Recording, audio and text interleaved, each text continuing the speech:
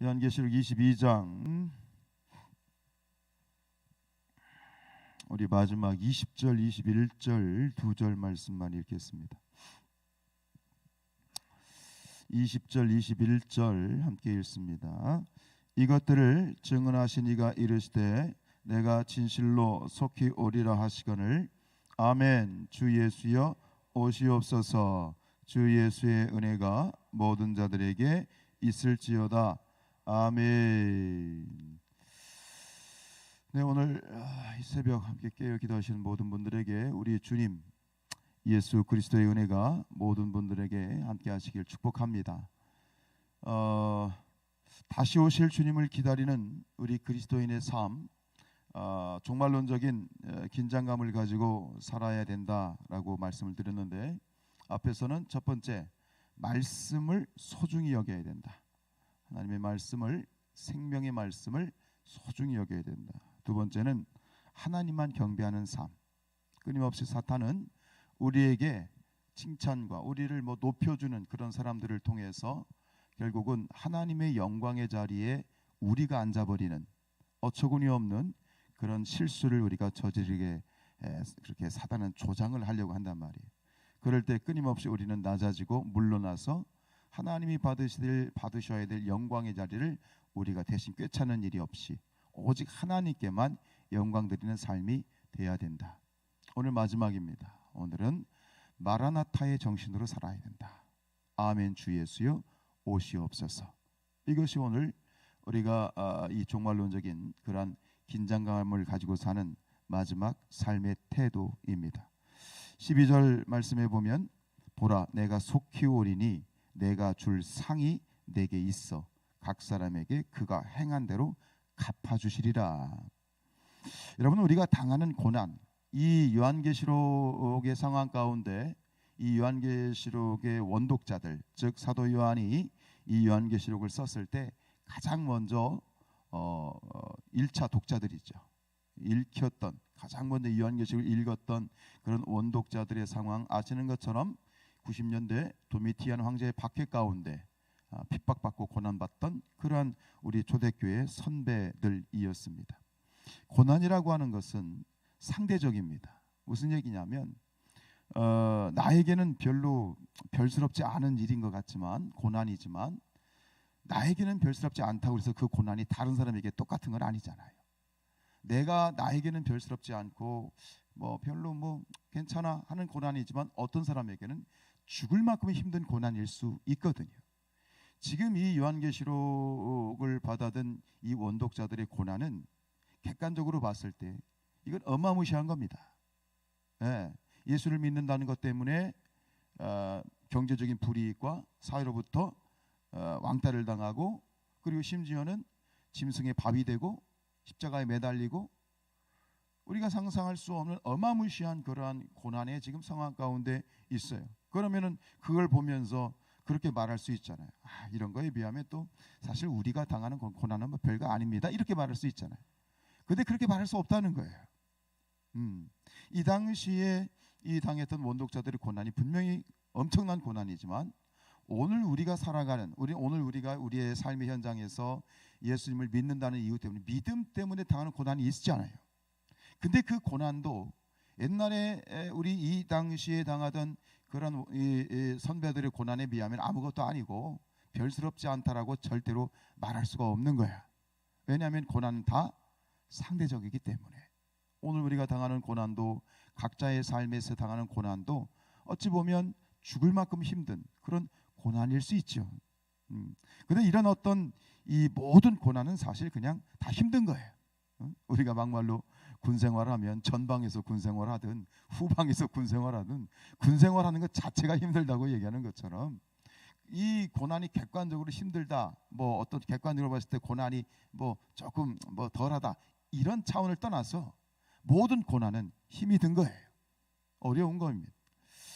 이 요한계시록은 시대를 초월해서 믿음으로 인해 고난과 박해를 받는 모든 성도들에게 소망과 위로를 주시는 책입니다.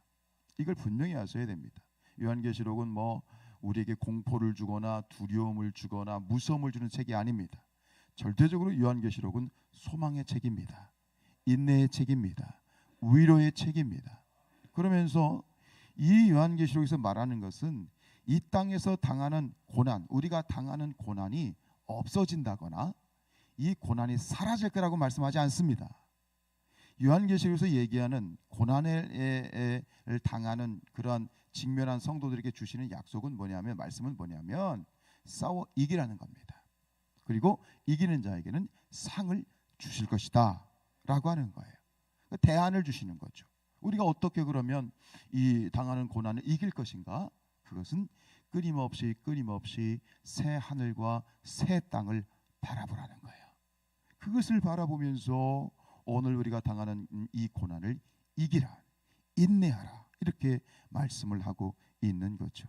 눈이 열려서 우리의 영안이 더 활짝 열려서 이 새 하늘과 새 땅을 바라보실 수 있는 그런 저와 여러분이 되시기를 주님의 이름으로 축복합니다.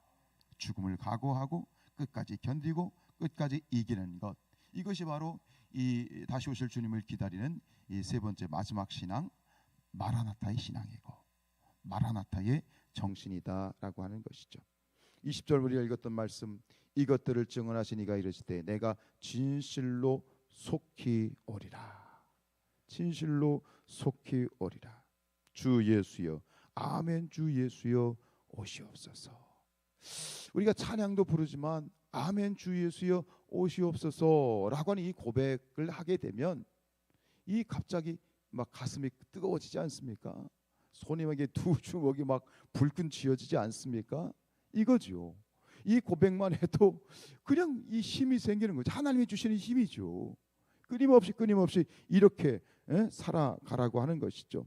이 마라나타의 정신으로 살아가는 모든 마지막 시대의 성도들에게 지금 우리에게 무엇이 임할 것이다? 하나님의 은혜가 함께 하십니다. 주 예수의 은혜가 모든 자들에게 있을지어다. 이것이 오늘 요한계시록의 결론입니다. 어떤 사람이 이제 멀리 해외로 오랫동안 출장을 가게 되었습니다. 그런데 아빠가 이제 해외 출장을 간다는 사실을 알고 이 어린 아들이 헤어지기 싫으니까 아빠한테 묻습니다. 아빠 언제 돌아오세요? 헤어지기 싫잖아요. 그러니까 아빠가 아들에게 이렇게 얘기합니다. 이 아이가 이제 아직 어려서 숫자 개념이 없으니까 너 저기 저 앞에 정원에 저 나무 보이지? 저 나무가 지금 이파리가 파랗잖아. 저 나무 이파리가 이제 빨갛게 물들고 잎이 하나씩 떨어지기 시작하면 그때 올 거야. 그날부터 이 아들은 그 앞에 정원에 있는 나무를 이제 보는 습관이 생긴 거예요. 언제 빨개지나 언제 떨어지나. 시간이 흘러서 드디어 가을이 되었습니다. 그 나뭇잎이 단풍에 물들기 시작합니다. 빨갛게 물들면서 어느덧 나무가 잎이 하나씩 두 개씩 떨어지기 시작합니다. 아이가 신이 났습니다. 왜요? 야, 신난다. 이제 아빠가 오실 때가 됐어. 그 나뭇잎을 보면서 아빠가 오실 때가 됐어. 기쁨에 차서 이제 아빠를 기다리는 거예요. 여러분, 성경이 얘기하는 게 이것입니다. 여러분들 마태복음 24장과 25장을 여러분들 한번 오늘 가서 읽어보십시오. 이 마태복음 24장과 25장에 얘기하는 게 뭐예요? 오늘 이 해외 출장을 가시는 아빠가 이 아들에게 주었던 그런 약속의 징조처럼 예수님께서 우리에게 당신이 오실 때에 그 징조를 알려주신 것이 바로 마태복음 24장과 25장이지요. 이것을 분별하라는 겁니다. 그래서 마태복음 24장 32절에 보면 무화과 나무의 비유를 배우라. 그 가지가 연하여지고 잎사귀를 내면 여름이 가까운 줄을 아나니 이와 같이 너희도 이 모든 일을 보거든 인자가 가까이 곧 문 앞에 이른 줄 알라. 시대를 분별해야 됩니다. 세상을 볼 수 있어야 됩니다. 그저 먹고 사는 것 중요합니다. 그러나 먹고 사는 것에만 집중하면 안 됩니다. 우리가 믿음을 가진 자로서 눈이 열려야 되고 눈앞에만 보이는 것을 바라보는 것이 아니라 멀리 바라보고 또 멀리 바라보면서 하나님의 이 성경적인 가치관을 가지고 볼 수 있어야 됩니다. 그래야 징조를 발견할 수 있고 그 속에서 우리는 하나님의 뜻을 분별할 수 있게 되죠. 여러분들 잘 아시겠지만 그 징조가 무엇입니까? 마태복음 24장 5절 이하에 보면 많은 사람이 내 이름으로 와서 이르되 나는 그리스도라 하여 많은 사람을 미혹하리라. 거짓 선지자들이 있죠. 민족이 민족을, 나라가 나라를 대적하여 일어나겠고 곳곳에 기근과 지진이 있으리라. 이 모든 것은 재난의 시작이라. 그때 사람들이 너희를 환난에 넘겨주겠으며 너희를 죽이리니 너희가 그 내 이름 때문에 모든 민족에게 미움을 받으리라. 이 말씀은 두 개가 겹쳐 있어요. 그 당시에 초대교회 성도들이 당하게 될 그런 고난도 이 내용 속에 포함되어 있지만 더 멀리 보면 이 마지막 주님이 오실 그 재림의 상황이 같이 포함되어 있어요. 이것을 텔레스코핑이라고 하는데 앞에 있는 재난 그리고 마지막 때에 주님이 오실 때의 재난, 이것이 같이 겹쳐져 있는 상황이기 때문에 이것을 또 잘 분별할 수 있어야 돼요. 어쨌든가 중요한 것은 시대를, 징조를 분별할 수 있어야 된다는 거예요. 여러분 지금 어떤 것 같아요? 오늘 보면 곳곳에 이 분명히 예수님이 말씀하신 징조와 증거들이 나타나고 있다고 생각하지 않으십니까? 하루가 천년 같고 천년이 하루 같은 것이 하나님의 시간표이지만, 그러나 분명한 것은 지금 우리의 삶 가운데 이것이 마지막 시대임을 분명히 증거하고 있는 분명한 증거들이 나타나고 있음을 우리가 볼 수 있기를 축복합니다. 시대를 바라보며 시대를 분별해야 됩니다. 그리고 집중해야 됩니다. 그리고 늘 깨어 있어야 됩니다. 마태복음 24장 마지막 42절 부분에 보면 그러므로 깨어 있으라. 어느 날에 너희 주가 임할는지 너희가 알지 못함이라. 우리는 모릅니다. 그날과 그 날짜, 그 해를 모릅니다. 절대로 말할 수 없습니다. 왜? 하나님 안에 아시기 때문이죠. 그리고 우리가 할 수 있는 건 무엇이냐? 깨어 있어야 된다는 겁니다. 깨어 있어야 된다. 종말론적인 긴장감을 가지고 살아가야 된다는 것입니다. 그래서 신앙생활을 한마디로 이렇게 정의할 수 있겠습니다. 깨어서 주님을 기다리는 삶. 자, 신앙생활이 뭐라고요? 깨어서 주님을 기다리는 삶. 이것이 신앙생활입니다. 그래서 이 신앙생활, 즉 마라나타 정신으로 살아가게 될 때 우리의 초점을 잃지 않게 하십니다. 우리가 무엇을 바라봐야 될지 분명한 초점이죠. 방향이죠. 그것을 바라볼 수 있도록 우리를 집중하게 하십니다. 초점, 우리가 초점을 맞춰야 될, 집중해야 될 대상은 누구냐? 다시 오실 예수 그리스도. 그분께 우리의 초점이 늘 맞춰져 있어야 되고, 그리할 때 우리가 자유를 누릴 수 있습니다. 여러분, 긴장감을 가진다고 해가지고 너무 막 바짝 쫄아서 살라는 게 아니잖아요. 바짝 절도 이게 몸도 너무 긴장하면 아파요. 예. 이거 잘 조절해야 되는 거예요. 긴장감을 가지되 자유해야 돼요. 긴장과 함께 자유, 두 개를 같이 잘 공유해야 건강한 거예요. 너희가 진리를 알지니 진리가 너희를 자유케 하리라는 거죠. 긴장과 자유, 이 두 가지를 같이 누려야 되는데, 이 자유가 뭐냐? 필리비안 씨의 책에 보면 이런 내용이 나옵니다.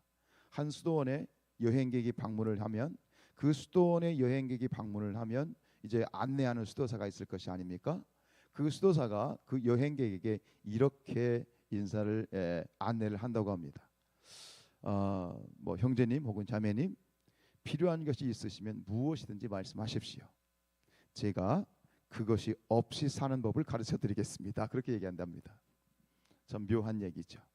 우리는 보통 필요한 것이 있으시면 다 드리겠습니다 그렇지만, 필요한 것이 있으시면 그것이 없이도 살 수 있는 방법을 알려드리겠습니다. 이게 뭡니까? 자유입니다. 예, 진정으로 자유할 수 있는 방법을 알려준다는 거죠.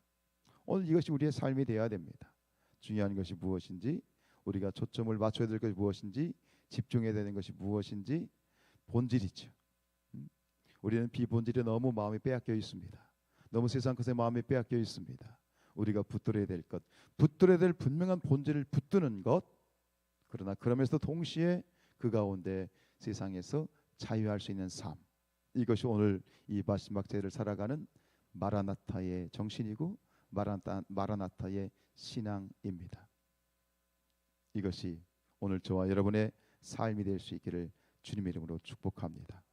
아멘. 주 예수여 오시옵소서. 기도하겠습니다. 예, 하나님,